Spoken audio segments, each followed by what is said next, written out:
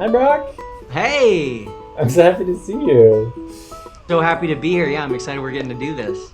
I know. So you're huge on Instagram at this point. You have how many followers? 450 something thousand. Yeah, you're gonna hit like 500,000 by summer, I think. Yeah. How does that feel to you? Like, you've worked really, really hard for a couple of years. I mean, you did it very quickly. Yeah. But how does it feel to you to like have that many followers at this point? Yeah, so I worked really hard for a few years, and then the growth kind of piled on top of itself and became exponentially fast over the last year. So it feels like overnight growth, but it's also been something that's been in the works for years. And it's been really consistent over this year. So it's not like, I had one viral post and suddenly I had 50,000 new followers the next day. It's been 1,000 followers a day for the year. So it's been really fun. It's been really engaging, exciting. It doesn't feel like I have 500,000 followers. I watched someone on TikTok the other day who just hit 1 million, and she was like, I don't feel like I have 1 million people following me. Like, it still feels like this little tight-knit community. And I feel the same way, and I really enjoy that. I think that it still feels like a small, tight-knit group. I still know the names of the people who are regularly commenting, the people who are always direct messaging me, and who are always the first to show up when I start a live video. So it feels really fulfilling, really fun, and really engaging. What do you think shifted for you? Like, I mean, I followed you for years, but what do you think made this difference for you, like you said in the last year, to sort of jump to 1,000 followers a day? Yeah, it started really with challenging myself, because I had been posting once a day. I'd been posting 5 days a week. And then, it was April of last year, 2021, when I was like, hey, I'm going to do a reel a day for the month. And it just started like as a way to challenge myself. And then by the end of the month, I was like, wow, like this is really working well. I'm going to keep this going. And now here we are 14 months later, and it's still going. I'm still doing at least a reel a day. But by the end of that second month, I was like, well, I want to post more than just that reel. Like, I still have carousels that I have made. I still have other reels. I still have longer videos, which used to be called IGTV, that I could share. So then it became twice a day, and then some days 3 times a day. And then I've even done a few days where it was 4 posts in a day. Just that frequency really, really dialed in. I think someone called it my hyper frequency of posting, which is definitely a lot of posting, but I've just continued to put out more and more and more content, which has continued to only grow and serve my audience even greater. So I'm a member of Insta Club Hub, and just a little shameless plug here. Insta Club Hub is the best training at the best cost that you and your mom do. And for anyone who's interested, I'll put a link down in the show notes to check it out. But I know specifically that for you, you teach, and what made a big difference for you is when you just started making content focused on Instagram. And because before that, and this is something that I run into a lot with artists, and I teach a lot of personal branding for creatives, is that they're afraid to let go of like the things that they think are their identity in their content and just hyper focus on one subject. And I know for you went hyper focused on Instagram, and that made a huge difference. Talk more about that, and more importantly, because that just kind of segues into what I really want to talk about. Did you have to rectify some part of yourself in order to get to that decision? Like, I'm going to post about Instagram 3 times a day, instead of, because you used to do, or you still do that, but you've now kind of shifted. You do these awesome dances, you do funny content. But before that, you were just kind of doing it for entertainment, and now you do them for educational. I'm rambling. But tell me, like, how did you rectify, if that existed for you, that identity online? Totally. So I really just went with what was working. And a few months before I really niched down and hyper-focused, not just on Instagram, but like really I hyper-focused on like Instagram Reels. I still talk about stories and hashtags and all the other things on Instagram, but I really hyper-focused even on Instagram Reels. But a few months before that, I did an entire month where I was doing live videos, just interviewing random people. I remember I had a friend of mine from college on who talked about fashion and talked about like the way he, kind of is unique with his design. And then I had another person on who was a therapist and we talked about mental health. I had another person on who was a coach for people who are like helping their parents transition into assisted living. So that's a hyper specific niche, but I interviewed her. So I was interviewing all these different mental health experts in all these different fields. And I would talk about my faith on my Instagram. And every time I would do these different things, talk about these different interests of mine, the engagement was low. The response wasn't up to what I felt was being provided through the content. Like I was like, this is really good stuff. I'm having these great, powerful conversations about race and religion. And I'm getting less likes than if I do a goofy reel related to growing on Instagram. So I was like, let me just focus on what works then. Like, let me not stress over making this amazing content that fulfills all my different passions. And let me just focus on one of them. So I started doing that, and that really started working. And I should say that when I say focus, when I say niching down, that's on my feed. So with my reels and all my other carousels and my feed posts, hyper-focused. On my stories, I still post about everything even to this day. This morning, I posted about how I challenged myself to run 300 miles this year and how I'm hashtag not a runner, but I'm still running. Like I post about that on my story today because that humanizes me, that helps people relate to me and connect with me. But on my feed, super hyper focused on just one niche. And then a few months later, once my Instagram had started to grow, I started to outsource, create other accounts and hire other people. I know we can talk about that a little bit more to run some of these other accounts about some of my other interests and passions. Yeah, I love that. I think that's so important to I always say to people, you can do it all, you just can't do it all at once. And so really starting on that, and also I think what's super important too is testing it out. Like I'm going to do all of these things and see, and then measuring it, right? Because what is that, Tony Robbins or somebody says like what doesn't get measured doesn't, what is it? I think it's what is measured improves, or what is measured grows. Yeah. Right. Like that. And I think most people I don't look at my analytics. I don't look at my insights. I don't know what's doing well. Well, then good luck. Right? Like good luck growing. Okay. So that kind of leads me into you having these multiple accounts and how you just did this awesome year with your fiance, Taylor, where you got on the Airstream, you drove across the country, you stopped at our house and saw us. And I was so excited. And vlogged about the whole experience and talked about that whole Airstream life. And so there's this Brock and Tay account, or Tay and Brock account. There's, I'll link all these below because I'm probably going to botch the handles. But you have Insta Club Hub that you do, which is also, I think, I'm assuming is your primary business. But then you also have Mila's account and Misa Mila, which is huge for you guys, so another source of income. Yeah. How do you balance all of that and your life? What are some tips, maybe even for people who are wanting to do multiple things, create those multiple streams, and still stay sane?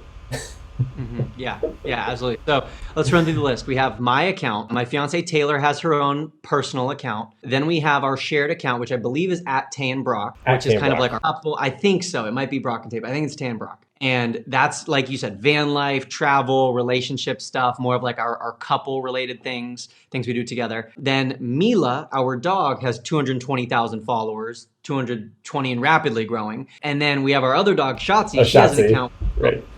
20 or 30,000 followers, and that's growing really well. And then we have the Insta Club Hub account, which is, like you said, my primary business.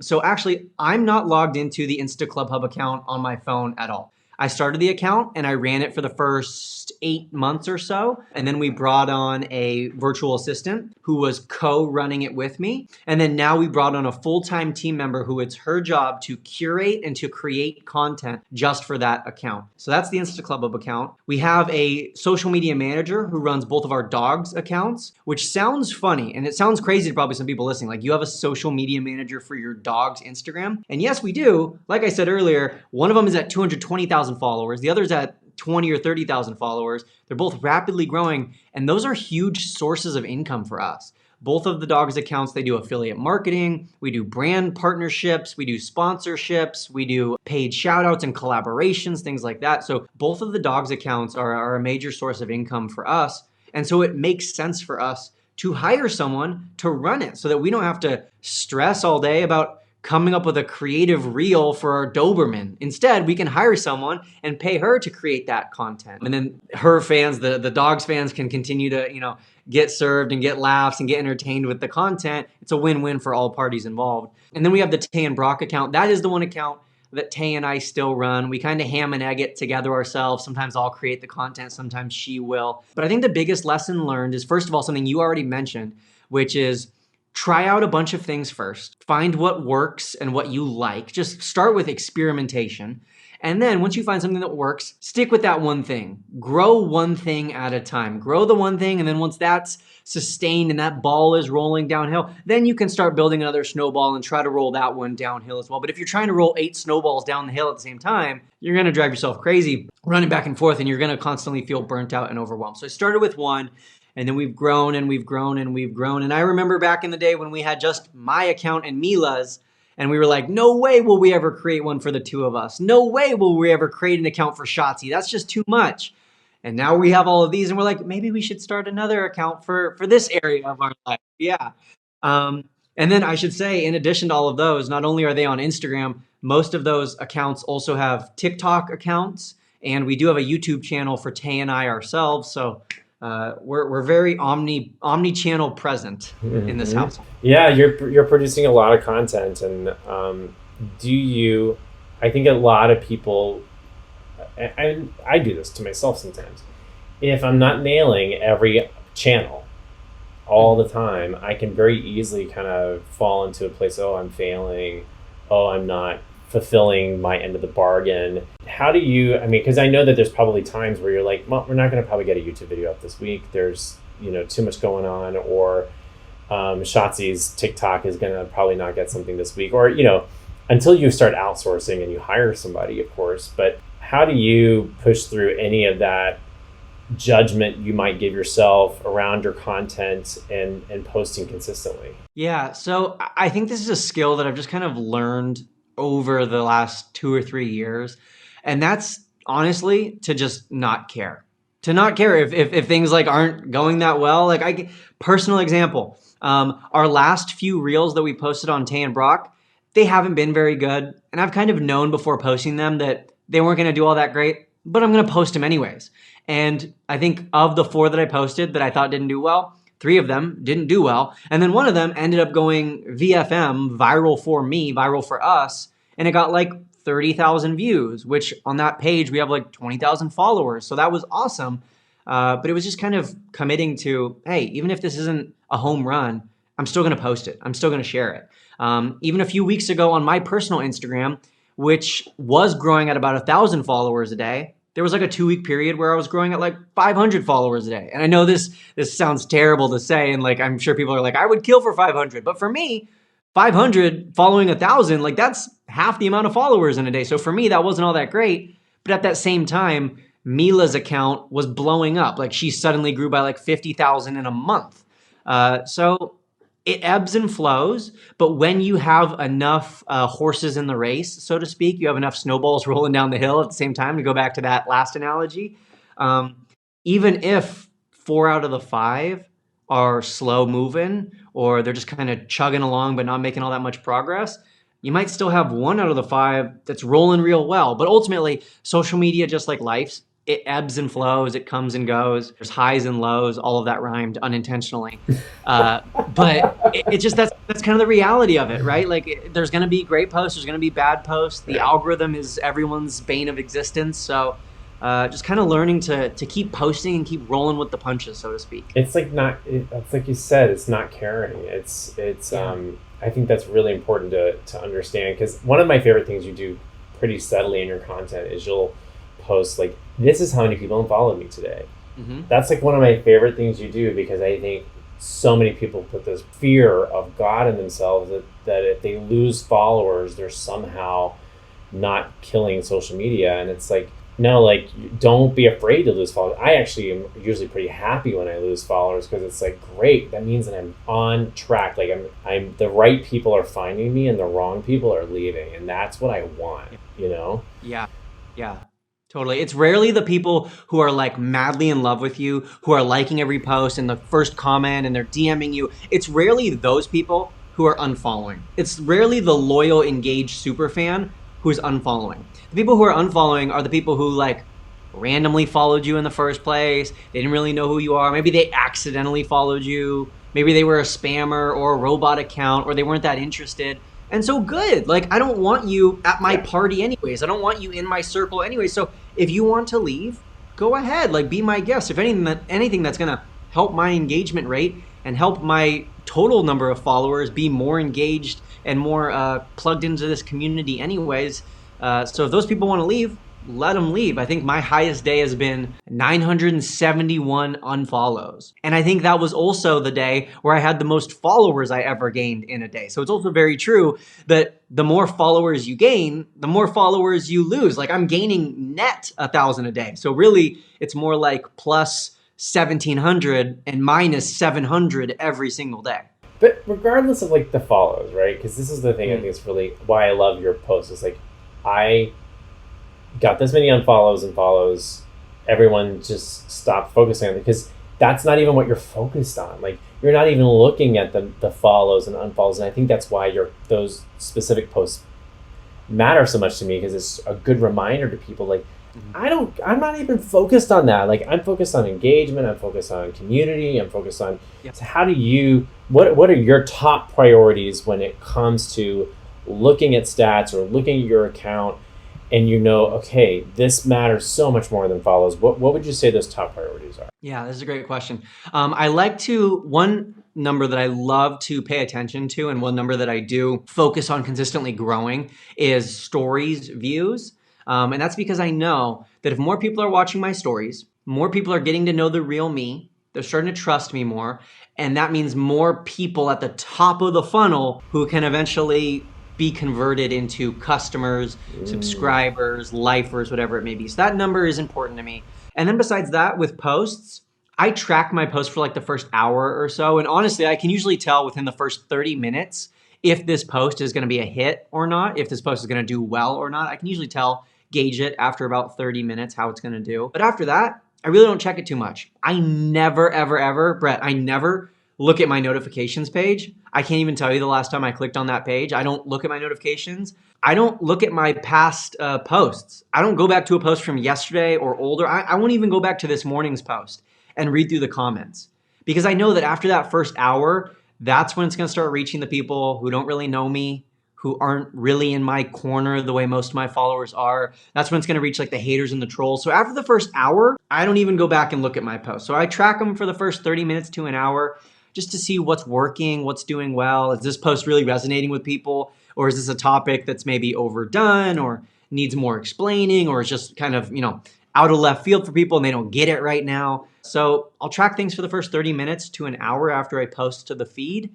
And then after that, I'm thinking about the next post. Like, I'm focusing on what's the next thing I'm creating, what's my next reel, what's the next trend, what's the next new Instagram feature that I have to explain to everyone. So I'm way more focused on what's coming next than what I did a few hours ago. Okay, let's talk about new Instagram features, because you always are right there at the, as soon as the announcement is done, you're out there spreading the word. And I also know, super proud of you for this, that Instagram had reached out to you and you met with the creators account and they shared your content. And so what's beautiful is you caught their eye. You're now seen as an expert from Instagram itself. So I'm just, as your friend, so proud of you for that.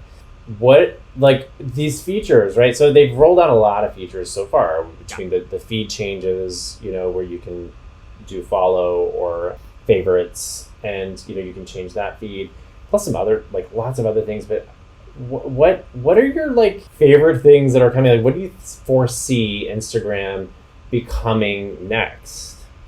Yeah. So there's been a lot of changes in it's 10:42 on a Monday morning. There's been a lot of changes since yesterday. There's every single day I wake up and I'm like, what's new on Instagram today? What do I have to report and tell everyone about today? What am I going to have to explain and refigure out? There's a million new changes on Instagram. The latest one that's coming down the pipeline that has me excited, especially for creators and artists, is bringing NFTs to the platform.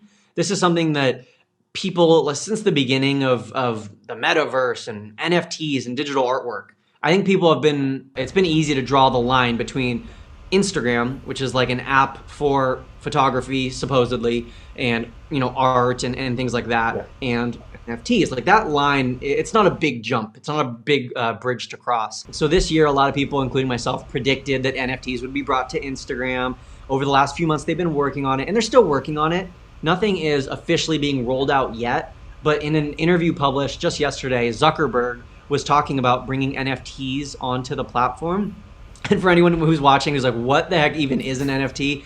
Think of it as just like artwork, like digital artwork. I think that's the easiest way to think of it. But people are doing NFTs with songs, with things that they've created. They're doing NFTs with like concert tickets I've seen. There's a million different ways you can use them. But basically, one of a kind digital things, digital artwork, digital tickets. Yeah, it's like owning the original, right? It's like exactly. It's like you might see the content other places, but you don't own the actual original. The NFT needs to be owned by someone. Like exactly. Yeah. And people are always like, well, couldn't I just screenshot it? Well, couldn't you just screenshot the Mona Lisa? Can you just take a picture of the Mona Lisa? Like it's the same idea. Someone has to originally own it. Sure, people can reproduce it legally or illegally, but still there's an owner, and that owner anyways, that's where like the monetary value comes in. But all that's just say they're coming to Instagram. As of now, it seems like they're going to introduce NFTs on Instagram as just kind of like, hey, you can show off your NFTs here. You can kind of show your digital collection. You can be like, here's what I officially own. Here's what I have the rights to. And that's it for now. But I think we all can kind of imagine where this is headed. It's going to become an NFT marketplace. And that's big because there's NFT marketplace apps, and they're big and they're popular, but they don't have 1 billion users like Instagram does. Instagram's got over 1 billion users every single month. That's a lot of people who can see your next NFT launch. Maybe you're creating some sort of digital art. You're creating some unique song. Maybe there's our music artist, a rapper recently did an album launch where he sold the first 1 million copies via NFT. And you can imagine how much money he made if he sold 1 million copies via NFT. That was a big payout for him, and that was quick. And now all of those people, they own the rights to their copy of that album, the same way they would like a CD. So NFT marketplace is coming to Instagram, and I think it's going to be really helpful for creators and artists who I know recently and definitely over the last few years have felt kind of displaced on Instagram as Instagram moves more into a video space and moves less into photography, less into photography and less about photos and visuals and more of just like, hey, create these trendy reels. Yeah. And we'll talk about that in a second. But I think what's really cool about this too is that NFTs feel very much Wild West. Like if you try to go, I took a whole course on NFTs. I was like, oh, maybe I'll get into this. And I think I got halfway through the course and I was like, it's a little risky. It's a little too risky for me, I think, at this stage of my life. It is, and it's hard to explain to people, and it's hard to even find and jump on the NFTs when they get released, and so it's not accessible. And I think what Instagram could do with this is make it accessible to people in a way that it's currently not. So I think it's genius. Especially for everyday artists, like for everyday people who are working and creating stuff at home, Yeah, 100%, totally. And it's good old Facebook, aka Meta. They are dominating the world when it comes to social for a reason, and so it makes sense that they're going to move into this metaverse. That's why they changed their name to Meta. They're going to move into this Web 3.0 and really take it by storm by allowing NFTs and as a marketplace on Instagram. So it'll be really interesting to see over the next 3 to 5 years how different Instagram looks.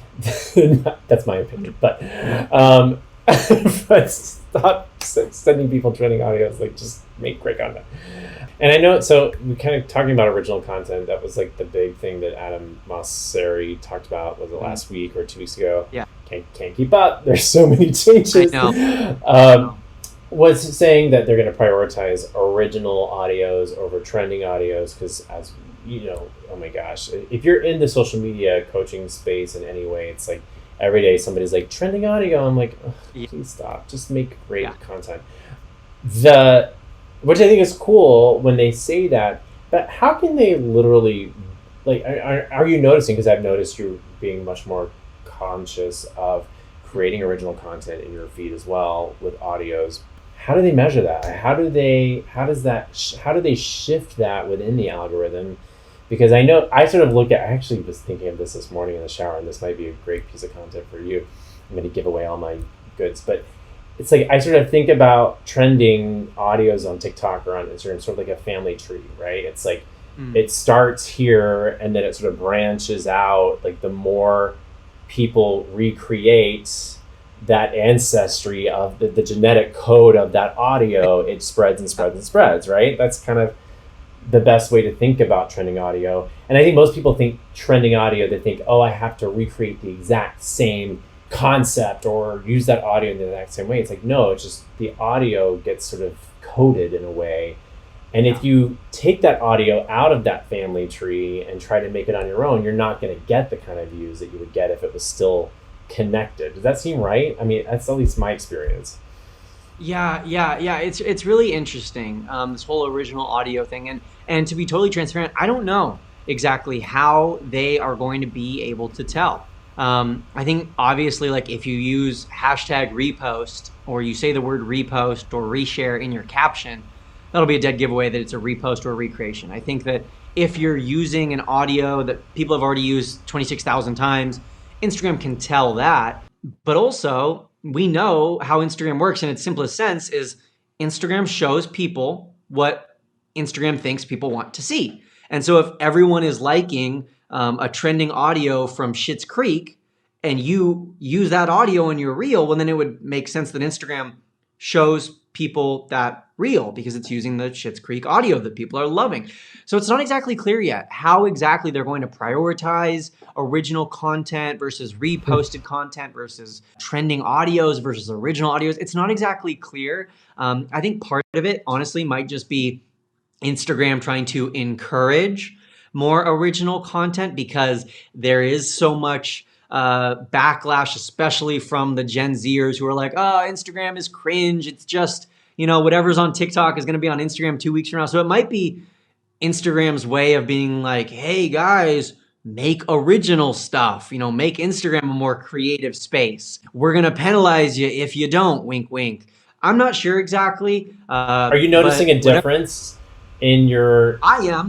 I am. I'm still seeing great performance on a lot of my trending reels. But some of them I'll do and I'll be like, this is a great audio. This is trending. I think this is funny. A year ago, this would have blown up and done awesome. And now it's like crickets for me. Like it's by my standards way below average. And then I'll do something where I did this like a week ago. I was waiting to go to the gym with my fiance, Tay. And I like recorded like a 12-second video of myself saying, hey, you're never going to know what's going to do well and what isn't. So you might as well just post it anyways. Double tap if you agree. Like that was the whole video. I don't even think there was a cut in the video.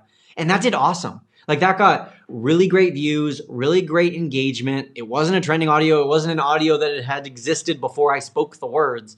And yet it did really well. So I am starting to see better performance from those original audios. And from what we've seen from our own research, we're always researching and polling and testing our audience. We've seen that people prefer original audios 20% more than trending audios. And that's as of right now. So as people create even better original content, I'm sure that number is even going to grow. Yeah. I prefer people going original if they can, or at least taking something that exists and making it original. I think it's always very encouraging to see that. I agree. You're to me, I just always look to you. We've met once in person. I feel like I've known you for years. Right. It's really cool. But and I think a lot of people who find the internet and social media mysterious have a hard time sort of grasping that concept that like you could be close to somebody you met over Instagram. But you, to me, I think embody this idea of authenticity and you embody this idea of like of somebody who your spirit of generosity is what comes across to me in everything you do. How do you, for yourself, self-preserve that? I mean, as someone who I know you're very connected spiritually, and I know you are very generous in your giving, that can also be very draining. That can also take a lot of energy away from you if you let it. So what are your boundaries around social media and protecting yourself and that part of you so that you can be there for your family and for Tay and the dogs in a way that you're not completely drained. Totally. Well, thank you so much for the compliment. I really do appreciate it. I would say, first of all, context is important, and I am a giver. Not just saying I'm a giver, like my Enneagram type. If anyone's familiar with the Enneagram, I'm a 2. Like I service and giving and honestly overextending myself. Like that's my forte, and that can lead to burnout. That can lead to overwhelm. But for me, giving and over delivering, that fills me up. That makes me feel like I have a purpose and I have a place and I have value. It can be a double-edged sword for sure. But that's part of it. I think also part of it on social media, people love energy and they love positivity and excitement and encouragement. And that's my natural disposition. So I can naturally be myself and fit into a peg that people want filled. Like I can fulfill a space very naturally that people want. So I think that I'm very blessed to kind of just like be that way. But my boundaries are very important to me. And I'm glad you brought that up, and I'm happy to share about that. So earlier we talked a lot about hiring other people. Someone that we hired earlier this year is we hired a full-time direct message manager for myself. So there is a woman, her name is Kendra. She's amazing. She's in Texas. Hey, Kendra. Actually, you. Howdy, Kendra. And she is my full-time DM manager. So she, for I think a few hours a day, 2 or 3 hours a day, goes through my DMs, responds to them so that people are still getting a human response. They're getting responded to in a way that I would respond, but I don't have to sit there and this past weekend, it was Mother's Day. So I was like, hey, take the whole weekend off. Like don't work a second this weekend. And so I was doing my DMs myself this weekend and I forgot what it was like. I was like, oh my gosh, like this is a lot. I get on average 2,000 to 3,000 messages a day, according to my analytics. So it's a lot. And this was a slow weekend because it was Mother's Day. So people were like hanging out with their moms. They weren't on IG as much, but it's a lot to manage my DMs. So I'm very thankful that I have a manager now to respond to and take care of and engage with my community for me in the DMs. Another boundary of mine is, like I said earlier, not going back and reading old comments, definitely not reading comments on viral posts, not checking and hyper-focusing on my notifications page or anything like that. Definitely not on Mila's page or anything, because people get crazy in a dog's comment section. You'd be surprised how crazy some people can get commenting on a dog's Instagram. No, I'm not surprised. I definitely don't read those. Yeah, I'm sure a gay couple having a baby. I was about to say, like, I'm sure you guys understand a gay couple having a baby. I'm sure y'all get some Looney Tunes in the comments section. So that's one way. And then if anyone pays close enough attention to my Instagram stories, they might have picked up on this. But after like 1 or 2 p.m. every day, I don't really post any stories. I definitely don't post anything on my feed. I post all my feed posts usually by 2 p.m. Pacific time, because that's just what I found works best for me.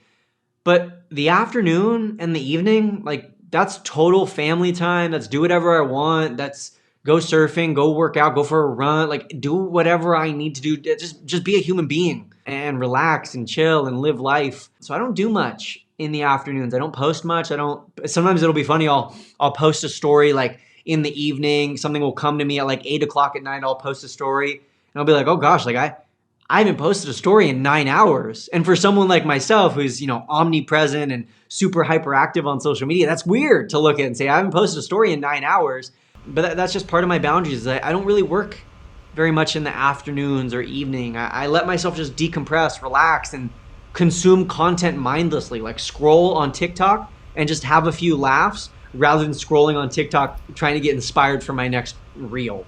Oh, I think that's such good advice. It's like purposefully using your time, purposefully dedicating. Like, if you're not consuming content a little bit for just the enjoyment of consuming content, you're going to forget why you started doing this whole thing in the first place, right?